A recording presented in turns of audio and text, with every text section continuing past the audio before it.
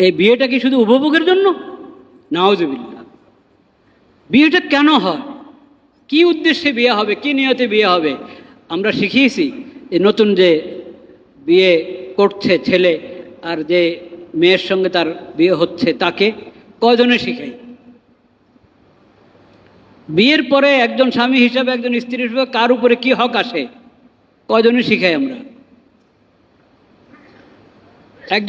একজনকে জিজ্ঞেস করা হয়েছিল যে শুনলাম তোমার বিয়ে, কেমন প্রস্তুতি নিয়েছ? তার শিক্ষক তাকে জিজ্ঞেস করেছে, বলছে যে মোটামুটি বাজার সাজার হয়ে গেছে, মোটামুটি বাজার সাজার হয়ে গেছে, অল্প কিছু বাকি আছে। তো এটা হলো বিয়ের প্রস্তুতি। মাথায় আসে নাই যে বিয়ের বড় প্রস্তুতি হলো যে আমি প্রথমে এখন স্বামী হচ্ছি, তাইলে আদর্শ স্বামী কাকে বলে?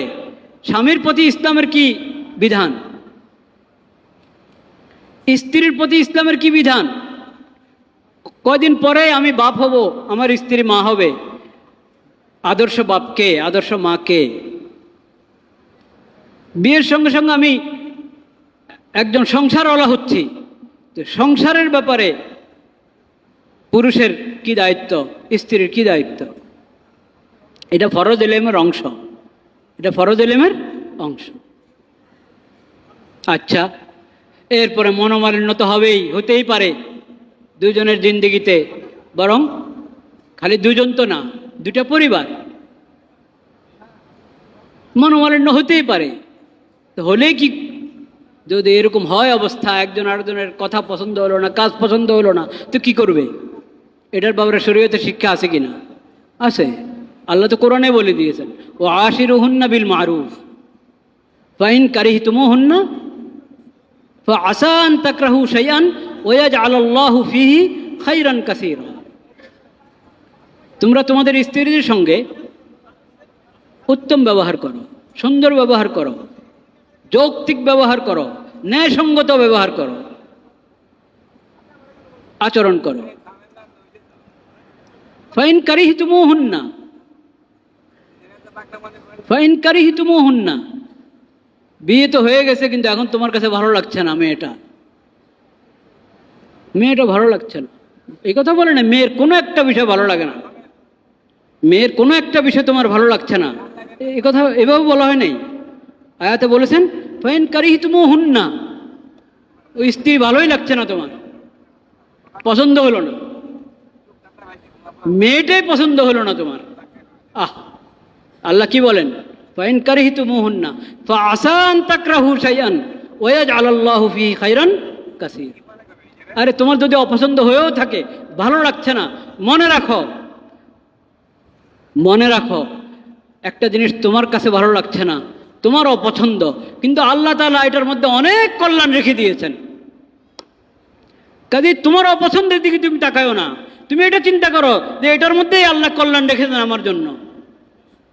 কাজেই তুমি তার সঙ্গে তুমি ভালো ব্যবহার করো, সুন্দর ব্যবহার করো। এই কথাটা আমি মহিলাদেরকে শিখিয়েছি, আমি ছেলেদেরকে শিখিয়েছি। এখন বিয়ে করে আনালাম, ছেলেকে এটা শিখালাম না, মেয়েকেও শিখালাম না, মেয়ের সাথে খারাপ ব্যবহার হচ্ছে, হয়তো ছেলের পক্ষ থেকে না ছেলের মার পক্ষ থেকে, শাশুড়ির পক্ষ থেকে খারাপ ব্যবহার হচ্ছে। কারণ সাধারণ নিয়ম আমাদের এই দেশের, এই উপমহাদেশের, বিশেষ করে এই দেশের, যে শাশুড়িরা নিজের বউ হওয়ার কথা ভুলে দেয়। এটা থেকে খুব কম শাশুড়ি আপনি পাবেন যে যিনি প্রথমে বউ হয়ে এসেছিলেন এই বাড়িতে, ওই কথা ওনার মনে আছে, এরকম পাওয়া মুশকিল আছে। যখনই শাশুড়ি হয় তখন উনি শাশুড়ি হয়ে থাকেন, বাস। ও ছেলের বউকে আর মেয়ে হিসেবে গ্রহণ করতে পারে না।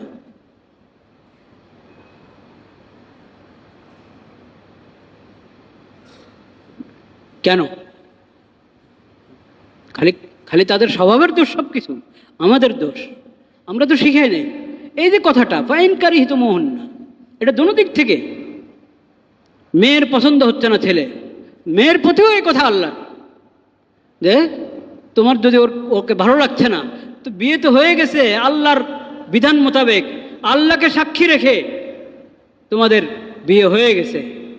তো এখন সুন্দর জিন্দিগি যাপনের চেষ্টা করো, নিজের পছন্দকে আল্লাহর উপরে ছেড়ে দাও। বাস আল্লাহর হুকুমের জন্য নিজের পছন্দ বাদ।